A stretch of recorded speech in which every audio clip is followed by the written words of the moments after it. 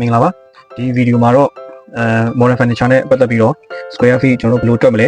ဈေးဘယ်လိုယူသလဲပေါ့နော်ဒီဟာလေးနဲ့ပတ်သက်ပြီးတော့ကျွန်တော်တိတိလောက်လေးမျှဝေပေးပါမယ်ပုံမှန်အဖြစ်တော့ကျွန်တော်တို့ဒီအလျားနဲ့အမြင့်နဲ့ကိုမြောက်ပါတယ်အဲဒီမြောက်တဲ့ရလက်က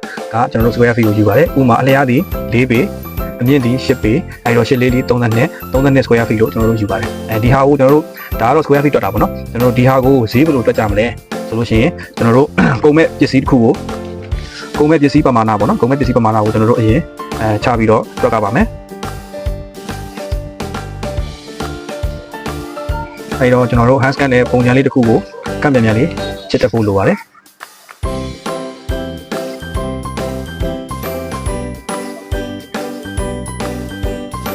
อเคဒါဆိုလို့ရှိရင်ဒါကကျွန်တော်တို့အကြမ်းအပြင်ဗီဒီယိုတစ်လုံးလို့သတ်မှတ်လို့ရတယ်ပေါ့နော်ဥပမာဒီကောင်ကကျွန်တော်တို့4ပေအလျား4ပေအမြင့်8ပေသူ့ရဲ့ပြက်ကတော့ကျွန်တော်တို့2ပေပေါ့နော်ဒါဆိုလို့ရှိရင်ကျွန်တော်ဒီဗီဒီယိုတစ်လုံးမှာကုန်မဲ့အချက်တွေကိုကျွန်တော်တို့အရင်ဆုံးချပြီးတော့ရေးရပါမယ်ဒါဆိုလို့ရှိရင်ကျွန်တော်တို့ဒီမှာ10ပေရှိတယ်ဒီမှာ4ပေရှိတယ်အဲ့တော့ဒီဘက်ကအချက်ဒီတစ်ချက်နှစ်ချက်သုံးချက်ဒီလိုသုံးချက်ကျွန်တော်တို့အထောင်ပြား3ပြားပေါ့နော်အဲ့ဒါကျွန်တော်တို့အရင်စပြီးတော့ဖြတ်မယ်ပေါ့အဲ့ဒါဆိုကျွန်တော်တို့ကအမြင့်က10ပေပြက်က2ပေအဲ့တော့10ပေ2ပေ3ပြားကျွန်တော်တို့ဖြတ်ကြမယ်ပေါ့နော်ပြီးကြရင်ကျွန်တော်တို့ဒါကအပေါ်တော့ပြဒါအောက်ကအောက်ခံပြအလဲမှာကျွန်တော်တို့ဒီchef တန်းလေးကျွန်တော်တို့ပါအောင်မယ်ပေါ့နော်အဲ့တော့1 2 3 4 5ဒါက chef တန်းကဒီဇိုင်းထဲမှာကိုထည့်ချင်တဲ့လောက်ထည့်လို့ရတယ်အဲ့ဒီထည့်တဲ့အပေါ်မှာမူတည်ပြီးတော့ကျွန်တော်တို့ထပ်တွက်ကြမယ်ပေါ့နော်အဲ့တော့ကျွန်တော်ကဒီမှာတော့1 2 3 4 5 5ပြားပဲထည့်ထားပါတယ်အလျားက4ပေပြက်က2ပေအဲ့ဒါက5ပြားဟုတ်ပြီဒါဆိုလို့ရှိရင်ကျွန်တော်တို့ဒီဘေးကအထောင်ပြားတွေအလယ်ကအထောင်ပြားတွေပါပြီအပေါ်နဲ့အောက်နဲ့ကျွန်တော်တို့အပေါ်နဲ့အောက်နဲ့ပိတ်တဲ့အပြားတွေပါပြီအလယ်က chef တန်းတွေပါပြီဒါဆိုရင်ဘာကြောင့်လဲကျွန်တော်ဒေါကြံနေတယ်တခါတစ်ချက်နှစ်ချက်တကားနှစ်ချက်ပါဒီအလျားက4ပေဖြစ်တဲ့အတွက်ကြောင့်မို့လို့ကျွန်တော်တို့ဒီ2ပေစီခွဲပါမယ်တကားကရင်ခွဲပြလို့2ပေစီခွဲပါမယ်အဲဒီတော့2ပေ10ပေအဲ့ဒါက2ချက်ဒါကကျွန်တော်တို့တကားအတွက်ဖြစ်ပါတယ်ပြီးကြရင်ကျွန်တော်တို့ဒီဗီဒီယိုမှာဘာသုံးအောင်ပါလဲဟုတ်ပြီအဲ့ဆိုကျွန်တော်တို့ C1 ပတ်တာလေးသုံးအောင်မယ်နောက် liner တွေသုံးအောင်မယ် liner နဲ့အတူကျွန်တော်တို့ကော်ပါအောင်မယ်ပေါ့နော်ကော်ပါမယ်ဟုတ်ပြီကျွန်တော်တို့ C1 ဒီလိုမျိုး10ပေတကားချက်မှာအနည်းဆုံးတော့ကျွန်တော်တို့3လုံးကနေ4လုံးထိတက်ပေးပါတယ်ပုံမှန်အပြင်ကျွန်တော်တို့4လုံးတက်ပေးပါတယ်အဲ့တော့ဒီဘက်က4လုံးဒီဘက်က4လုံးဆိုတော့10လုံး C1 10လုံးပြီးကြရင်ကျွန်တော်တို့ liner ကတော့အားလုံးကိုပတ်လည်ကတ်ရတယ်ဒါကြောင့်မို့ကျွန်တော်တို့ liner ကိုတော့ပြန်ပြကျွန်တော်တို့ယူပါတယ်ပြန်ပြသူကဟွာတော့ကုန်မယ်ပေါ့နော်မီတာ50ပေါ့မီတာ50ဆိုကျွန်တော်တို့6000နဲ့တွက်ပါမယ်ပြီးကြရင်ကောကတော့ကျွန်တော် liner ကတ်မှာဆိုတော့အနေအချင်းပဲကုန်မှာဖြစ်တဲ့အတွက်ကြောင့်မို့လို့ကောကိုကျွန်တော်တို့9000နဲ့ပဲတွက်ပါမယ်ပေါ့နော်ဟုတ်ပြီဒါဆိုလို့ရှိရင်ကျွန်တော်တို့ပုံမဲ့ပစ္စည်းစီးနေကျွန်တော်တို့ပေါ်လာပြီဒီဟာဒီကျွန်တော်တို့ဖြတ်ပြီးသားအပိုင်းတွေပဲဖြစ်ပါသေးတယ်ကျွန်တော်တို့အခုတွက်ပြီးသမျှဒီဒါကကျွန်တော်တို့ဖြတ်ရမယ့်အချက်တွေပဲဖြစ်ပါသေးတယ်အဲ့တော့ကျွန်တော်တို့ဒီတကယ်တမ်း4ပေ10ပေအချက်ကြီးဘယ်နှချက်ကုန်မလဲဆိုတော့ကျွန်တော်တို့ဒီစရင်းကိုကြည့်ပြီးတော့ပြန်တွက်မှာဖြစ်ပါတယ်ဒါမှကျွန်တော်တို့ဈေးတွက်လို့ရမှာဖြစ်ပါတယ်အဲ့တော့ကျွန်တော်တို့10ပေ2ပေက3ချက်ကုန်မယ်အဲ့တော့ကျွန်တော်ပုံပြတစ်ချက်ကိုအစမ်းဒီမှာချပြီးတော့ရေးလိုက်ဒီဘက်က10ပေဒီဘက်က4ပေအဲ့တော့10ပေ2ပေ2ချက်ကုန်မယ်ဆိုတော့တစ်ချက်နှစ်ချက်နောက်တစ်ချက်ထပ်ယူပုံပြကတော့ချက်ထပ်ယူ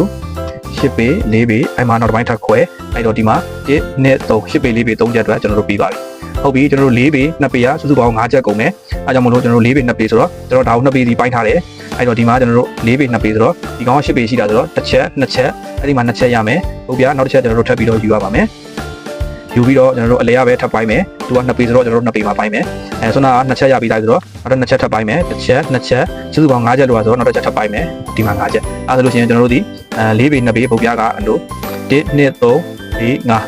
5ချက်အတွက်ကျွန်တော်တို့ပြီးပါပြီဟုတ်ပြီဒီမှာ4ပေ2ပေတစ်ချက်ကပူသေးတယ်ဒါကိုခဏထားလိုက်အောင်ဒီမှာကျွန်တော်တို့10ပေ2ပေနောက်တစ်ချက်ထပ်ပြီးတော့ဖြတ်ရအောင်မယ်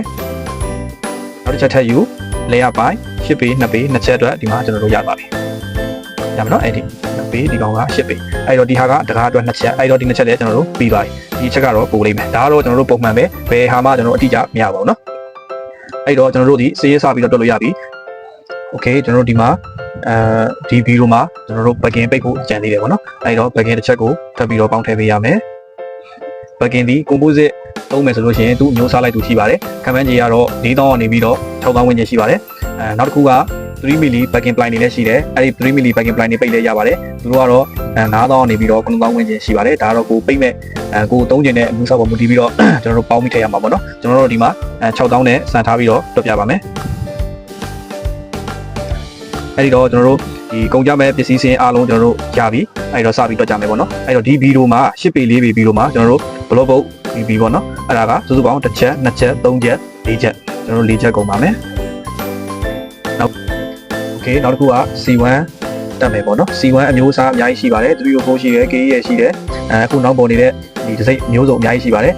ခံမှန်းကြီး9000နေပြီးတော့2000ခွဲ3000 5000အဲ့လောက်ဝန်းကျင်ပေါ့နော်သူမျိုးစားကောင်းရင်ကောင်းတော့ဈေးများပါတယ်ကျွန်တော်ကတော့ဒီဗီဒီယိုမှာတစ်စုံကို9000နဲ့စံထားပြီးတော့ကျွန်တော်တွက်ပြပါမယ်အဲ့တော့ကိုလေးလေး36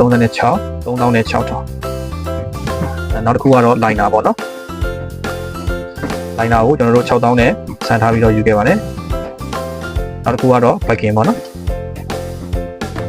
backing ကလည်း6000နဲ့စံထားပြီးတော့ယူခဲ့ပါတယ်နောက်တစ်ခုကကျွန်တော်တို့ကြိုင်ခဲ့တာက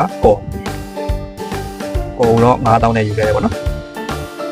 ကို9000နဲ့ယူခဲ့တယ်အဲ့ဒီမှာ block book က4ချက် C1 က4စုံ liner က6000 backing က6000ကိုက9000ဒီဟာတွေကိုကျွန်တော်တို့အားလုံးပေါင်းမယ်ပေါ့နော်အဲ့တော့ block book ကိုဘယ်လိုယူမှာလဲဆိုလို့ရှိရင် block book ကသူ့အမျိုးအစားလိုက်တူရှိတယ်ဒါမှမဟုတ်ဈေးကွက်ထဲမှာကျွန်တော်တို့ဒီ3သိန်း3000 3သိန်း4000 3သိန်း6000အဲ့ဒီဝန်းကျင်မှာရှိတယ်เนาะဒီပုတ်ပြားကို3သိန်း4000နဲ့စံထားပြီးတော့တွက်ပြပါမယ်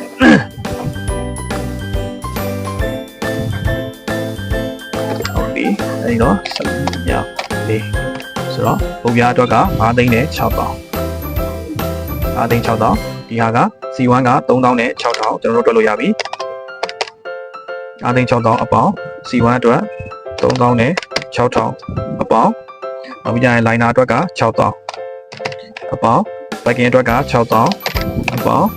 core အတွက်က9000အဲ့တော့9သိန်း6000နဲ့6000ဒါကကျွန်တော်တို့ကုန်ကြမဲ့ပစ္စည်းကုန်ကျန်းစရင်ရဲ့တန်ဖိုးဖြစ်ပါတယ်အဲ့ဒါကိုကျွန်တော်တို့နှစ်နဲ့မြောက်ပါမယ်